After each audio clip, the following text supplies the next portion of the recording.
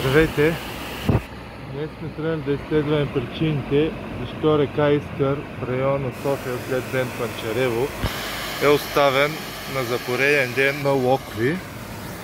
Преди малко бяхме на стената на Панчарево, където положението е трагично. След стената се изпускат не повече от 150-200 литра в секунда, които едва потълзяват по цялата стена.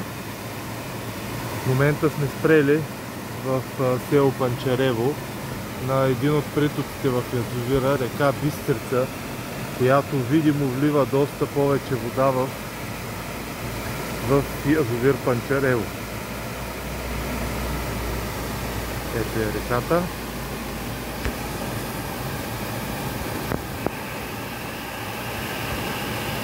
Тук в момента текат от порядъка на 5-6 литра в секунда.